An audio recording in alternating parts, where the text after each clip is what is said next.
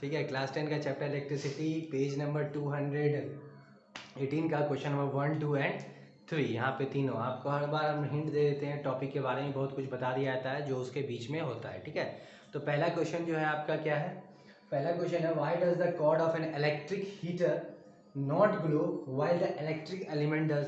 तो यहाँ बोल रहा कॉर्ड जो है इलेक्ट्रिक हीटर का, ऐसे कोई तार लगा हुआ है इलेक्ट्रिक हीटर में, वो लाल नहीं होता है, बट जो आपका एलिमेंट लगा हुआ था, हीटर एलिमेंट होता है, वो गर्म हो जाता है। ऐसा रीज़न क्या है? तो देखो फिजिक्स में और हर चीज़ में अगर आप एक तत्व को पकड़ करके, एक एलिमेंट पर्टिकुलर एक चीज़ को आप पकड़ के, एक लॉ नियम को पकड़ के आप आंसर देते हैं, you give the answer according to the some rules और law, then your answer is 100% right. और इसमें आपका बोर्ड में कोई नंबर भी नहीं काट सकता है, इसमें ज़्यादा नंबर नहीं कटेगा। तो ठीक है, तो यहाँ पे हम लोग देखते हैं इसके अकॉर्डिंग, किसके अकॉर्डिंग। आपका सिंपल सा क्वेश्चन है कि जैसे कोई हीटर है, तो हीटर का तार है ना, जिससे आपको लाइट जा रहा है उसके अंदर, वो लाल नहीं होता है, मगर एलिमेंट जो है हीटर का होता है आपका इस तरीके का, वो आपका रेड ग्लो हो जाता है। ठीक है, क्यों? उसका रीज़न ये है, कॉर्ड अकॉर्डिंग टू द, किसके अकॉर्डिंग? आपके according to Joule's law, H is equal to, है ना, I²RT। तो यहाँ पे H क्या है? डायरेक्टली प्रोपोर्शनल R के है। तो इससे हमको पता चलता है जिसका जितना ज़्यादा रेसिस्टेंस है, हीट उतना ज़्यादा जनरेट होगा। ठीक है, the element have more resistance then it will generate more heat.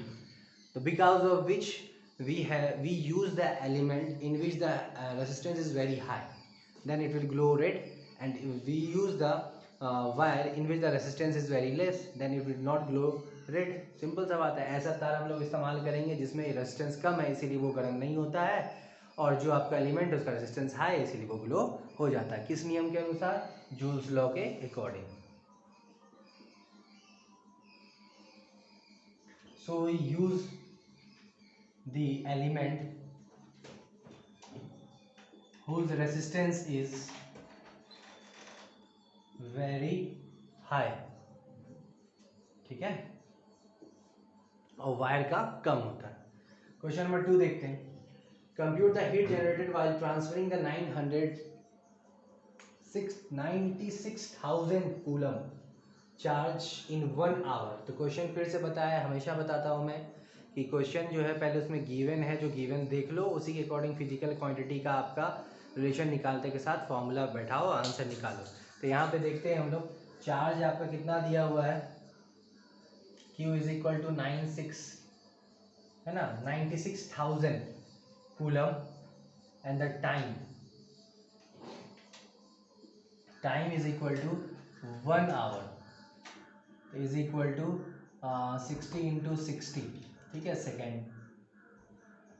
We have to do the calculation in second because second is the SI unit of time, and the potential difference which is V is equal to 50 volt, and now we have to calculate the heat generated. So we know that the formula, again we know that, पता नहीं है फिर भी बोलना पड़ता है, I is equal to V is equal to VIT. So V is something 50, and according to the, again we know that I is equal to Q upon T.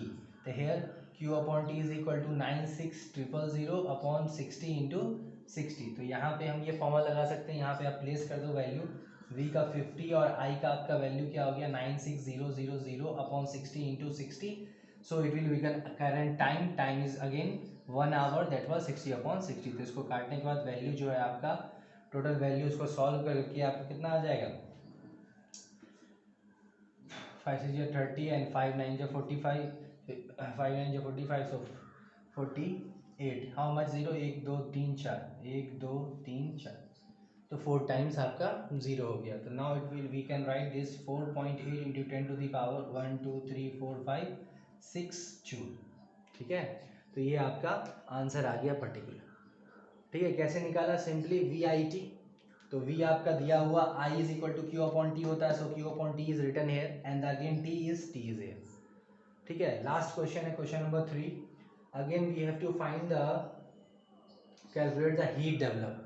फिर से हीट डेवलप है, तो H is equal to VIT।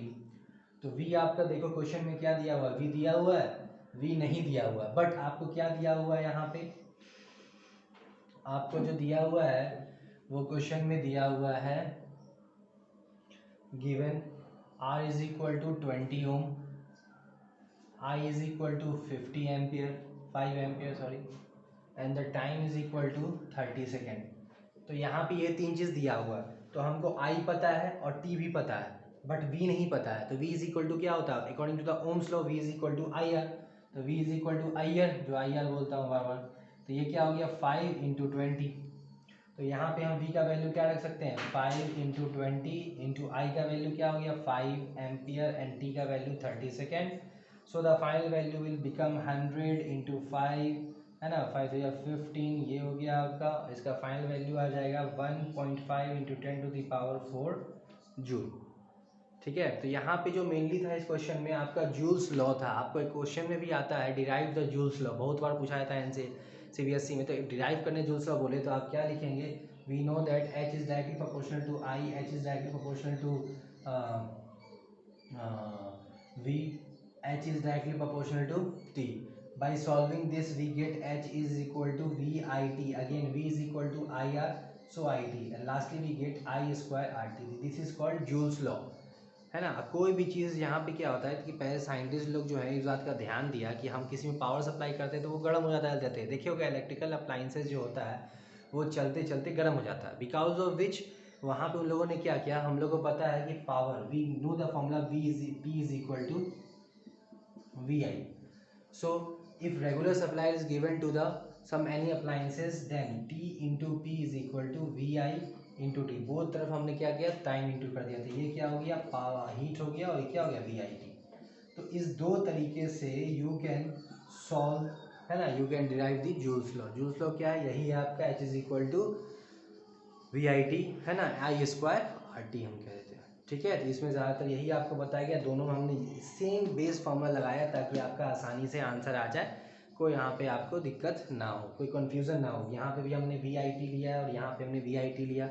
Simply यहाँ पे भी I is equal to Q upon T होता है तो I निकाल लिया, उसके बाद जो आपका V और T दिया हुआ इसी तरीके से इसमें। ठीक है, 7